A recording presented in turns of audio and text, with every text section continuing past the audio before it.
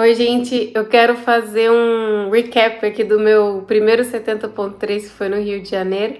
Eu queria ser rápida e falar dos detalhes de tudo que foi marcante para mim, né? Cada prova é uma prova e para cada um foi de um jeito. Como foi a minha primeira, muito perrengue que as pessoas comentaram, que eu ouvi depois, eu passei por eles sem enxergar nada, porque como era meu primeiro, eu fui só levando, né? Eu tenho uma desculpinha aqui que eu não comentei com ninguém, mas um dia antes eu fui na praia de Copacabana treinar com o pessoal do Rio de Janeiro lá no mar. Na verdade, eu fui 2 dias, mas um dia antes da prova, eu fui. Depois que a gente terminou de nadar, eu entrei no mar para brincar com meu filho e eu levei um caldo lá de uma onda muito grande. E eu machuquei meu joelho, sabe? Saí de lá mancando, fui pro hotel mancando. E aí os check-ins que eu fiz na transição, eu fiz tudo mancando, pensando, meu Deus, como é que eu vou fazer a parte da corrida, né? Tava bem preocupada. Mas durante a prova eu não senti nada do meu joelho, só senti depois. Tô com a cicatriz aqui até hoje. Mas beleza, então, na largada, eu ouvi alguns conselhos de pessoas me dizendo para largar num pace anterior ao meu, porque lá você tem o box de acordo com o seu pace, o meu pace seria o penúltimo a largar. Então algumas pessoas falaram, ó, fica num anterior, porque aí você não pega congestionamento na bike. Mas eu sou muito insegura na natação em águas abertas, então eu pensei em largar no meu mesmo, talvez até no último, mas eu fui no penúltimo. E eu tava bem tranquila na largada, meu filho tava perto, ele ficou meio assustado com os apitos, com o jeito que é a largada, né? Ela foi um rolling start.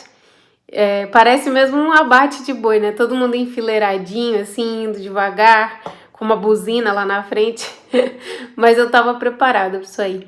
E aí, nos primeiros minutos, eu tava nadando e alguém se apoiou no meu corpo. Eu não sei se a pessoa, sem querer, me atropelou ali ou se tava assustada e me usou de boia, sabe? Só que depois que isso aconteceu, eu tive um gatilho antigo que eu tenho em águas abertas, que é começar a hiperventilar. Eu não consigo nem soltar a bolha embaixo da água. Eu travo completamente, começo a encher minha barriga de ar.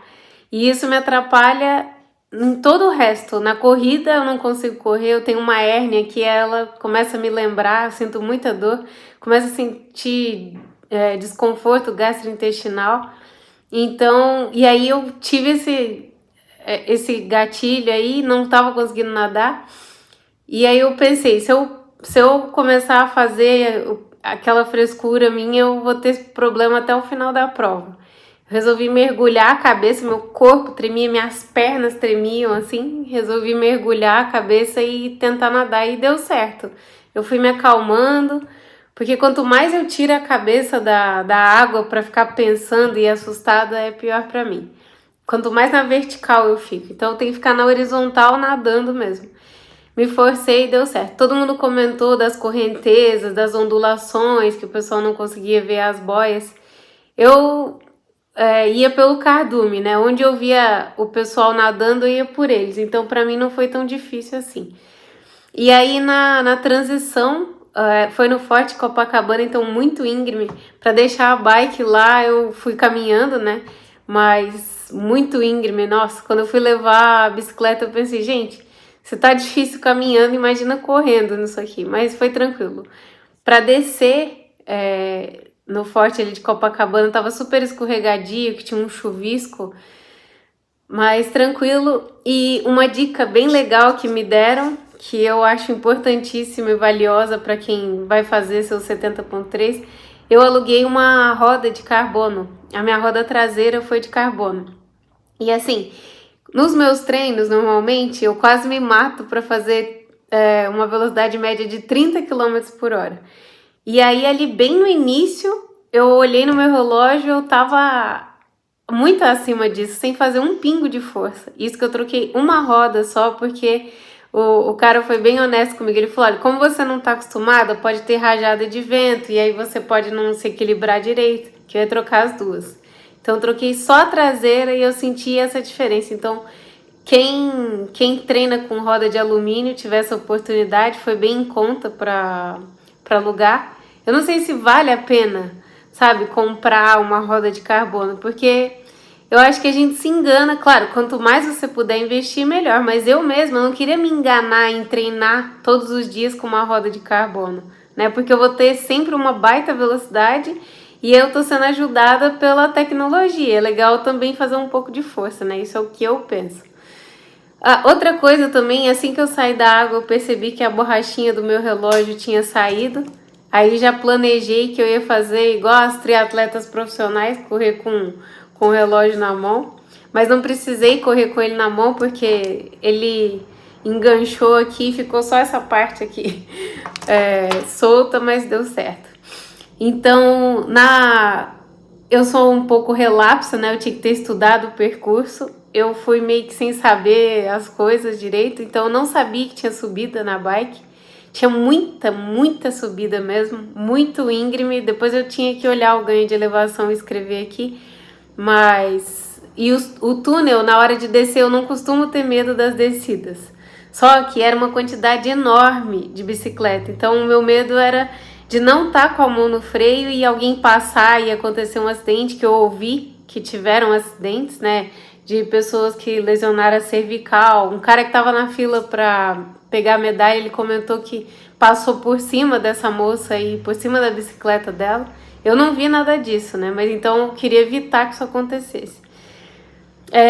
E aí uma coisa que aconteceu comigo, eu desidratei muito na parte da bike.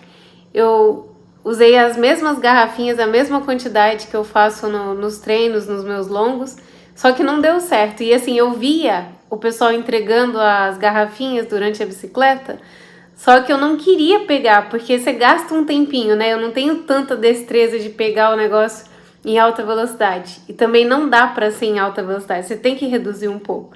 E eu tava vendo minha velocidade média tava muito boa comparada com o meu normal e eu não queria estragar isso. Então eu falei, deixa eu morrer de sede mesmo. Eu fui meio que economizando, mas não era o certo, né? E aí na corrida, como eu tava me sentindo mesmo desidratada, eu pensei que eu não ia olhar meu pace, ia fazer um trotinho confortável e ia ser, que já era o final, né? Mas eu corri super bem. As voltas eram só 3 voltas de 7 quilômetros, mas esses 7 quilômetros estavam muito infindáveis para mim. Nunca chegava a segunda volta, a terceira volta. E na terceira volta, depois eu fui olhar meu pace e no dia eu tava me sentindo assim também. Eu aumentei muito o pace, né? Então eu reduzi a velocidade, porque eu tava cansada, né? Aí bateu mesmo o cansaço. Mas deu certo, eu fiz a prova em 5 horas e 35, foi meu primeiro 70.3. O que eu tenho de lição dessa prova aí pra mim, né? A gente se compara com as pessoas, isso é normal. E o que eu vejo que eu preciso melhorar, eu não vejo equipamento, que claro, na bicicleta tem muita coisa para investir, né? Marcha eletrônica, freio a disco, que eu não entendo nada, na verdade. Eu sei que tem tudo isso e que faz muita diferença, mas eu queria começar pelo básico, que é, por exemplo, a nutrição, né? Eu vou em nutricionista, mas eu queria melhorar, eu queria ser mais xiita na nutrição, que eu sei que isso eu vou ter um retorno eterno, né? Isso eu deveria melhorar e me esforçar mais nos treinos, né? Que eu sou uma pessoa que eu faço tudo, né? Mas eu faço tudo muito mal feito. Então eu tinha que treinar mais tiro, melhorar a musculação, que eu odeio musculação, precisava levar isso a sério. E é isso. Se eu lembrar de mais alguma coisa, eu escrevo aqui. Até mais, gente.